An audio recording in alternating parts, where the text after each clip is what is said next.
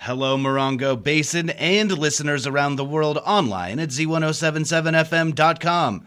Here is the Z107.7 local news for Wednesday, June 7th, 2023. In 2020, county voters approved Measure K with the largest number of favorable votes for any initiative in county history. This initiative capped pay for county supervisors at $60,000 annually and limited supervisors to a single 4-year term. Now, almost 3 years later, none of the elements of County Measure K have been instituted, but that may be about to change. Reporter Mike Lipsitz explains.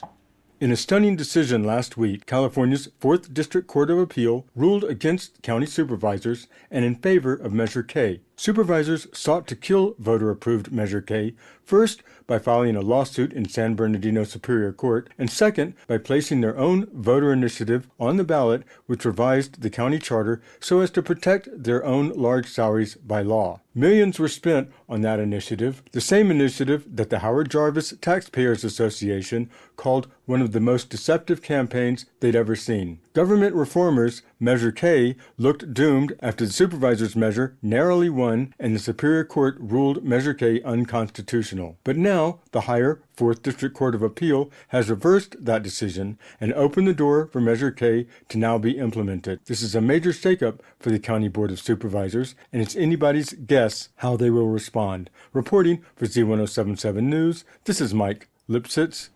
At last night's Yucca Valley Town Council meeting, the commissioners affirmed appointee Alejandro Vasconcelos as Planning Commissioner and Tracy Tremblay as Revenue Oversight Commissioner. The council also received the end-of-term report from the Yucca Valley Youth Commission. Reporter Hillary Sloan will fill you in on the rest of the meeting.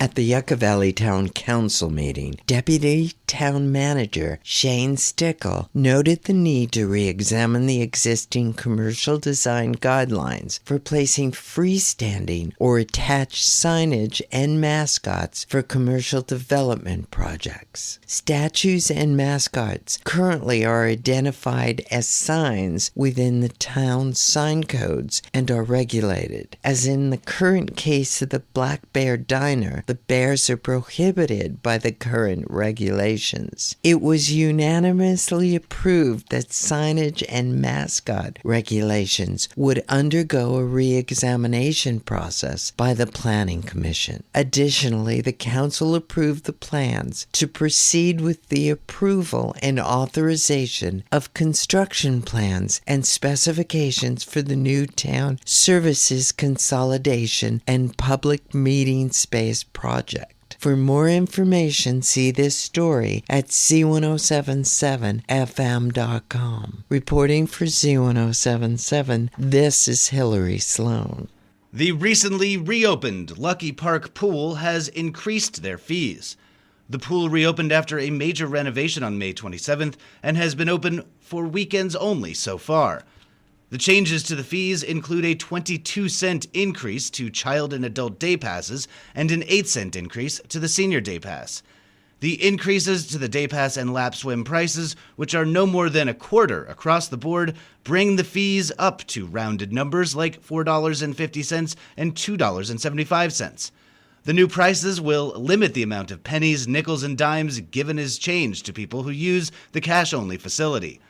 Weekday swim at Lucky Park Pool is expected to begin on Monday and run through August 20th.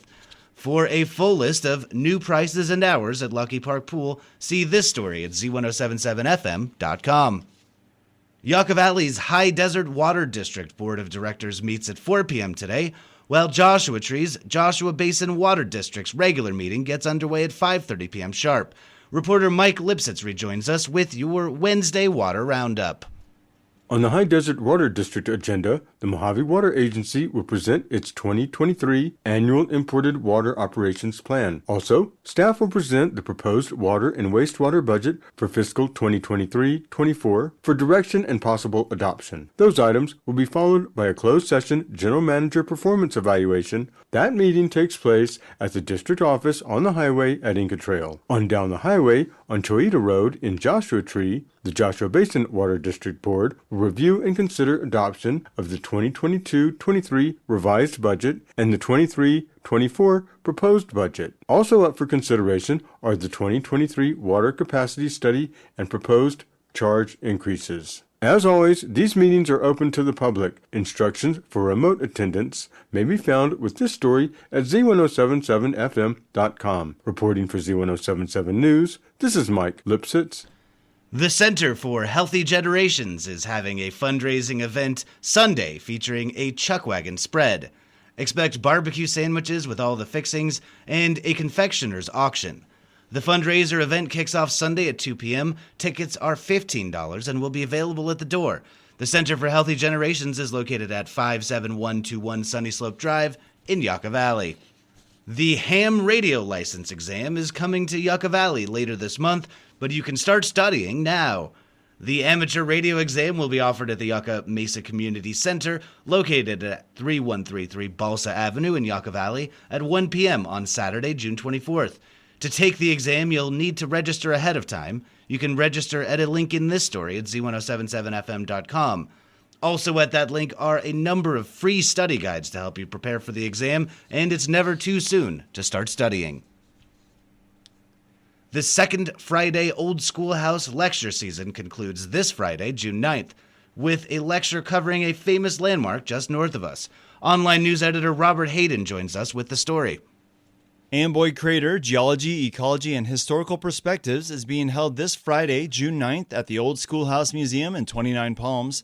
Amboy Crater is the extinct cinder cone that formed from the ash and debris that were ejected into the air from volcanic events around 8,000 years ago, making the gigantic crater one of the youngest volcanoes in the Mojave Desert. The crater is a host to native plants and wildlife, including humans, and has over 27 square miles of basalt lava flows with a unique history that includes ranching, railroads, mining, and folklore. The talk is being given by Professor Emeritus Bruce W. Breidenbecker from Copper Mountain College, sponsored by the Desert Institute at Joshua Tree National Park and the 29 Palms Historical Society. This lecture will be held at the Old Schoolhouse Museum at 6760 National Park Drive in 29 Palms on Friday, June 9th at 7 p.m. There'll be a special season's closing reception at 6 p.m. The fee for the presentation is only $5 paid at the door.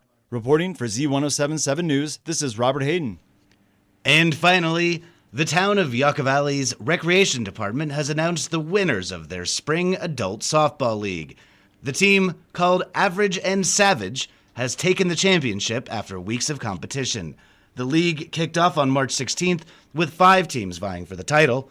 Congratulations to Average and Savage. That's our local news. Hear local news 7 times a day, 7 days a week at 7, 8, 9, noon, 4, 5, and 6. If you hear news happening, let us know about it. Email us at tips@z1077fm.com. Reporting for the Morongo Basin News Leader, the award-winning Z1077 Local News, I'm Jeff Harmetz.